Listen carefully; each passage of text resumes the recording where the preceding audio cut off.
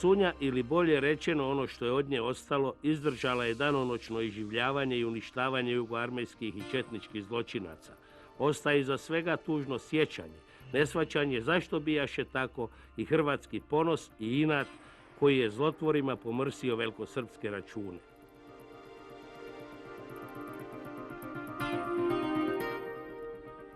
Dragovoljac ste Domovinskog rata, evo ovo je stanica u Sunji, prva linija bojišnice, pa šta se je tu događalo?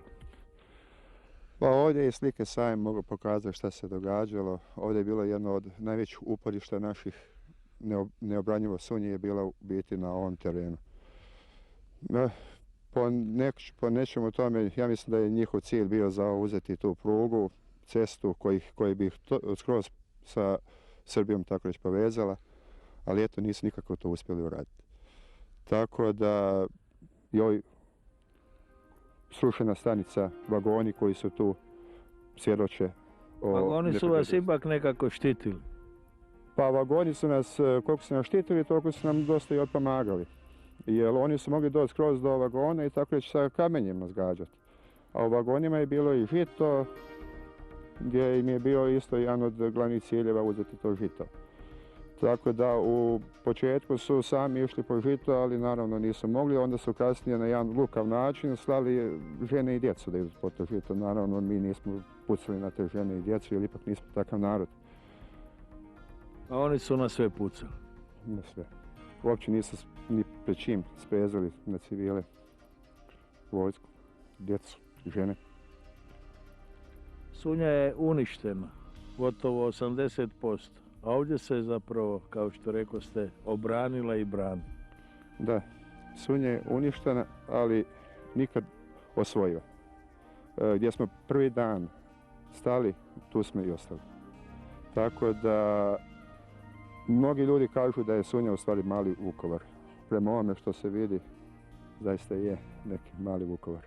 Nakon svega što ste proživjeli, što vi mislite o današnjici, o sutrašnjici, o budućnosti?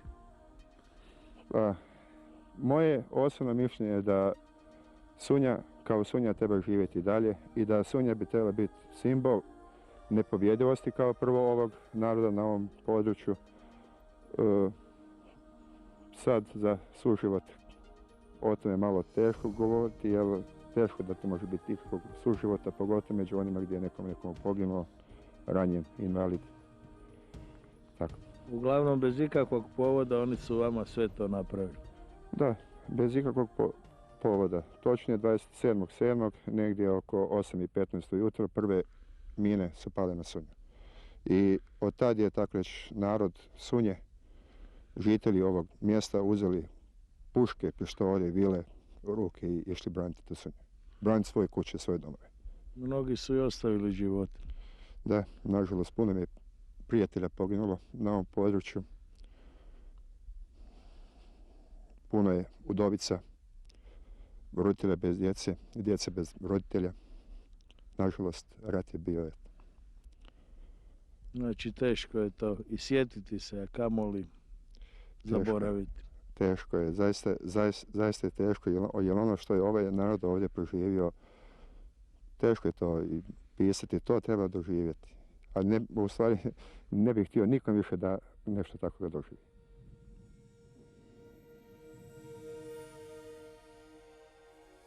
U vrijeme sistematskog razaranja Sunje znalo je na taj izmučeni grad pasti dnevno i do 3000 granata, ali život je tekao. Većina stanovnika, i što treba istaći i žene, ostali su na rodnome pragu i izdržali do slobode. Tijekom rata sve je radilo, i liječnik, i škola, i trgovine, i elektra, i radio postaja. Onaj tko je imao, davao je onome tko nema. Nad ljudskim naporima zauvijek su pokopani četnički planovi.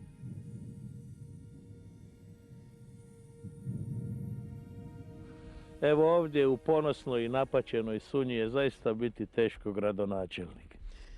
Pa je, u svakom slučaju, prvenstveno zbog toga što se dešavaju razne stvari za koje smo se mi od ranije spremili, ali koje su nas ipak na neki način iznenadile. Riječ je zapravo o ovoj poslijeratnoj fazi, o fazi obnove i izgradnje. I kako to ide? Pa mogu reći da ide tempom koji mi znamo da mora ići tim tempom, ali ljudi su pomalo nestrpljivi, znate, jer ipak naglo skočiti iz faze rata u fazu mira zahtijeva određene pripreme. Mi smo, hvala Bogu, ipak te pripreme na vrijeme izvršili, dakle pripremili smo se i u smislu jednoga povratka prognanika i u smislu obnove, dakle izgradnje projekata i svega onoga što je nužno da bi se čovjek vratio. Već ste nekoliko godina prvi čovjek Sunje, a ovi ponosni ljudi zaista su se pokazali. Da, mislim, čast je biti načelnik ovakve općine, a istovremeno i velika obveza, prije svega zbog svih onih svetih žrtava Domovinskog rata, zbog svih invalida, zbog svih ranjenika, zbog svih onih koji su dali na bilo koji način zalog našoj slobodi današnje. Kada bacimo pogled unatrag, kako to, na koji način su se ovi ljudi iz Sunje u okruženju uspjeli obraniti i izvući iz četničkog zagrljaja? Pa prije svega moram istaknuti da je Sunja bila jedan određen izazov. Vi znate da je na području Sunje djelovalo i borilo se niz uglednih ljudi iz naše Hrvatske. Dakle, u Sunji se je branila Hrvatsku, a kao što i naša pjesma kaže, u Hrvatskoj se bori Sunjan, a u Sunji se bori Hrvat.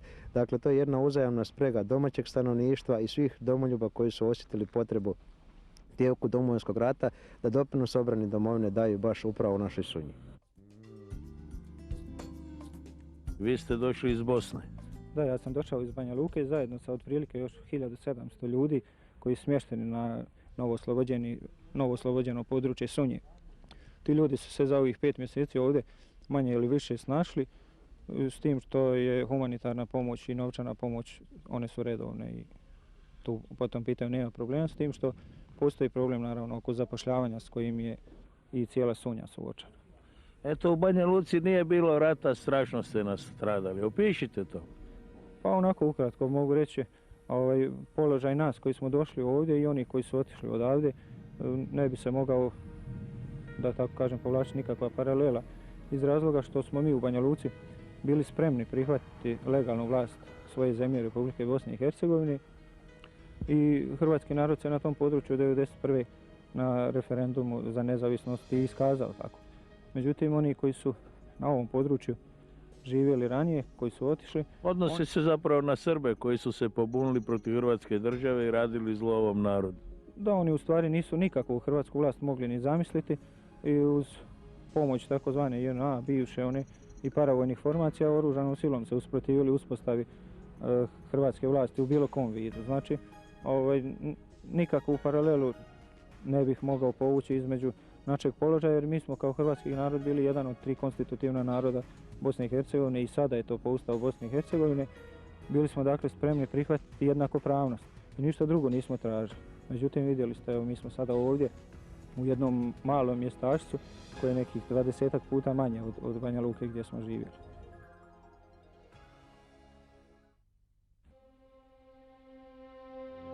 Ja sam veličasni Božo Pinjuh, Banja Lučke biskupije, rodom iz grada Prnjavora, koji se nalazi udaljen jedno 50 km od Banja Luke. Taj križni put započeo još u Sarajevu, jer nakon završetka fakulteta u Sarajevu, tamo nas je rat i zahvatio, pa smo nakon otprilike možda 9 mjeseci otišli u Banja Luku. Oko 3 godine smo proveli u Banja Luci, u našim župama, a taj križni put je doista i dugačak i težak da bi se to u kratkom vremenu ispričalo šta smo sve proživjeli.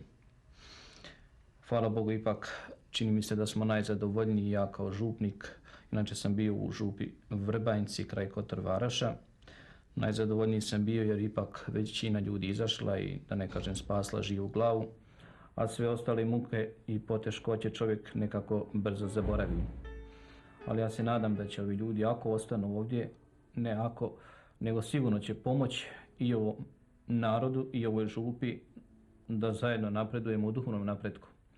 Jer nitko se, čini mi se, ne brine za materijalni, svi jednostavno vjerujemo da će taj materijalni napredak uspjeti. Ali uz taj materijalni napredak vjerojatno treba usporedo teći i duhovni, pa se nadam da ćemo svi zajedno poraditi na tome da učinimo nešto i za ovaj narod, a i za cijeli naš hrvatski narod.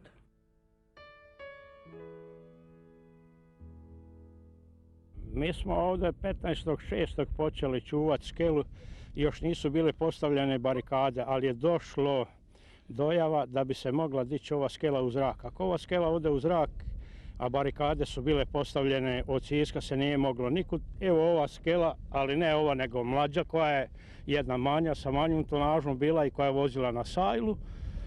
Mi smo nju morali čuvati jer smo znali da je to veza sa Sunjom. To vam je bio prozor u svijet. Prozor u svijet, ali to je bilo nešto drugo. To je bilo, ako ova skela se digne, potopi se na neki način, ako nestane, Sunja više nema veze sa nikim. Međutim, skela je opstojala tu i ona je bila žila kucavica koja je Sunju snabdijevala sa ljudstvom, sa gorivom, sa oružjem, sa svim. Što mislite o budućnosti? Kako će biti sutra? To je upitnik. Kako će biti sutra? Ja moram nešto utvrditi.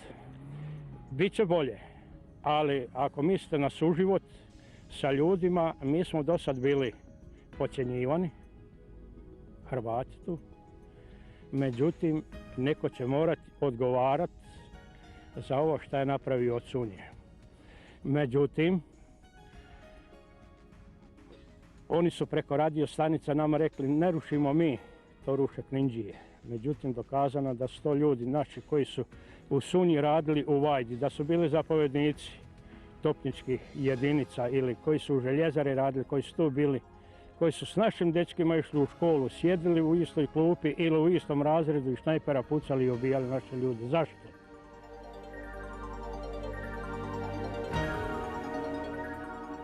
Eto, digli ste svoje obitelji, nedavno ste izgubili ono što vam je bilo najdraže, sina. Teško je to podnijeti. Da li ste, kako ćete izdržati sve? Čujte, to su stvarno teški momenti. Mi još stariji možemo to na neki način podnesti, ali najviše nas ovoga muči, pravu riječ ne znam upotrijebiti, kad gledamo njegovu djecu, njegove potomke. Jer 20 dana nakon što je Sunja napadnuta, njemu se rodilo drugo dijete. 20 dana nakon što je Sunja napadnuta. Tako da ga ni jedno od njegove dvoje djece ne bude moglo upatiti kao oca, on je obožavao djecu, nego jedino iz pričanja i sa slika. To su one, mislim, traume, što je jako teško pisati. Mnogi su mladići u Hrvatskoj dali živote da obrane domovinu, no ipak ovdje u Sunji niste nikome ništa radili i to da se događa baš u prvim danima vama. Što mislite, zašto su to četnici radili? Mi ni dan danas nemamo odgovor pravoga za to. Ja mislim da je samo u pitanju da nas oni organski mrze, samo zato što smo Hrvati. A druga stvar, mi smo u dosadašnjem, do rata, to se skupa i radilo, i putovalo, i familijarno vezalo, da bi najedanputa nešto se strašno izrodilo od toga da smo mi njima najgori neprijatelji, da oni nemaju opstanka od nas, da nema života, što je jedna notorna laž.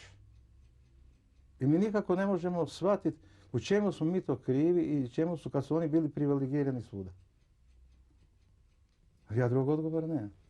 A naši dečki Sunjani koji su izginuli, plus oni drugi, oni nisu ni jednoga pedlja zašli na njihov teren. Oni su samo čuvali svoje kuće i svoja dvorišta. I tako su ginuli i ostajali i žrtve i za njih su ostali i tako. Ali to je. Pa kako se vi, supruga, sada snalazite? Jer te rane je teško izbrisati. To su traume. Svaki pati na svoj način.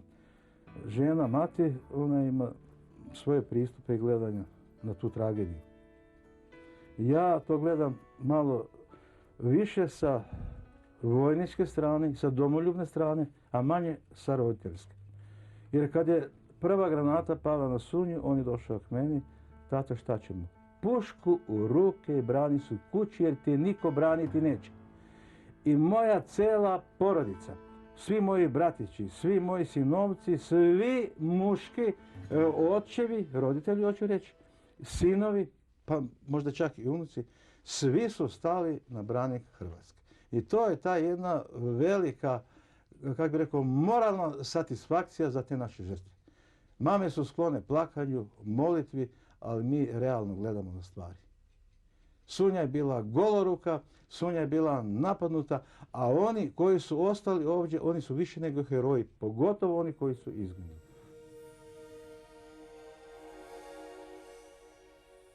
U Sunji se je branilo hrvatsko ognjište i pokazalo kako je djedovina tvrd orah.